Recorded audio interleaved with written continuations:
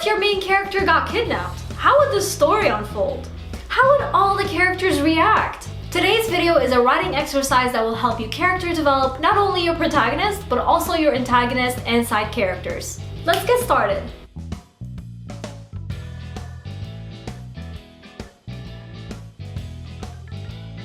Hey guys, Nour here and welcome back to my channel. I haven't done a writing exercise on here in a while and thought it would be fun. However, if you enjoy my writing exercises here, I have way more on my Patreon that you could access for as low as $1 per month, along with other writing resources and guides. You can find more information on that in the description.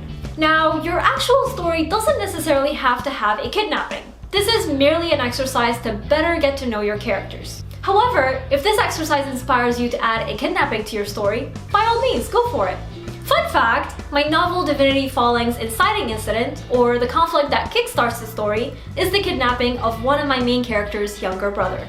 So, this exercise can absolutely turn into a full novel. Now, the first thing to do in this exercise is consider all the possibilities. Is the villain in on this kidnapping? Are they the sole kidnapper? If you have multiple villains, are they working together? Or maybe they're working against each other. In this stage of brainstorming, you'll want to consider the following things about your villain or villains. What is their motive? Is their crime driven by a personal or emotional motive, or does it not directly tie to the main character? In other words, did they kidnap the protagonist out of personal hatred for them? Or was this kidnapping simply convenient and the protagonist just happened to be the best option for it? Does the villain believe they're doing the right thing, or do they know that they're being bad but they don't care because the outcome is tempting? These three things will help you get to know your villain right down to their core. Plus, you could easily translate this knowledge to your actual story once you're done with this exercise. Now, if you do have more than one villain or antagonist, does one villain try to save the protagonist because they want to be the one to kill him? Yeah, I've come to save my enemy from you. Why? I could kill them for the both of us right now. No, I want to kill them my way with my hands. Yes, but isn't the enemy of my enemy my friend? Yes, we should be friends. No, that is true, but you are the enemy of my enemy, so you are my friend, but he's also the enemy of my enemy, which is you, so he is my friend, meaning that we are all friends and enemies at the same time. Got it? I have no idea what you're trying to say right now. Oh. I'm gonna kill you now, then him. Then I'm gonna be on my way. Gonna go pick up some Starbucks. Not if I kill you first. That is my Adam's apple, it hurts, please stop. No. Or perhaps they have another use for saving the protagonist.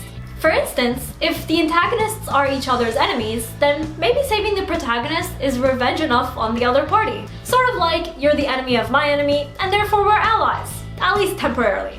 Of course, I just want to put it out there that you can do this exercise no matter who your antagonist is. Whether they're an alien robot, a witch, or a teenage girl in high school. Anyone can do a kidnapping. The only variable that changes is the motive. And once you figured out their motive and wrote the kidnapping, you'll want to start thinking about the side characters. Did any of them witness the kidnapping, or do they notice any clues of its occurrence? Why does this matter for their character development? Well, because how they react is an indication of their character. It even tells us how witty and resourceful they are. When you're in this stage of brainstorming, you'll want to consider the following things about your side characters. What are their initial reactions to the protagonist's disappearance? Do they panic? Are they calm? Do they immediately suspect the villain, even if they didn't witness the kidnapping? Do they think it's a prank? This also tells us about their relationship with the protagonist. For example, maybe the protagonist is constantly pranking his friends.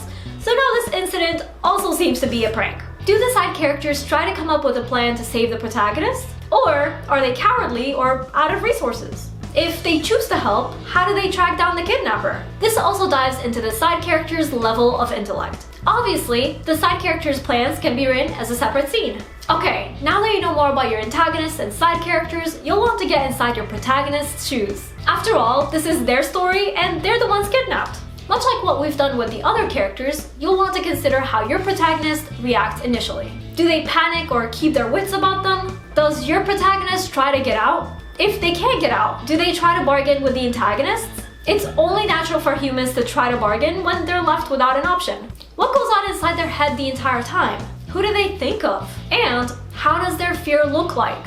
Are they sweating? Is their mouth dry? Put yourself in their shoes. And the last part of this exercise is actually optional. If you're writing a story with supernatural abilities and powers, then you should include that in your exercise. Does your protagonist have powers that they could use in a new and creative way that the story hasn't explored yet?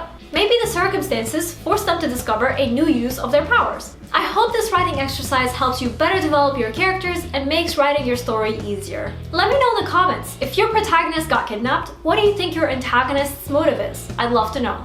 And before we go, I just want to give a quick shout out to Sarah Frame from my shoutouts here over on Patreon, as well as all my other patrons. Thank you all for your support, you guys are so awesome. And don't forget to subscribe to this channel for weekly writing advice videos. And also, follow me on social media to see what I'm up to from day to day. And remember, Nour for president!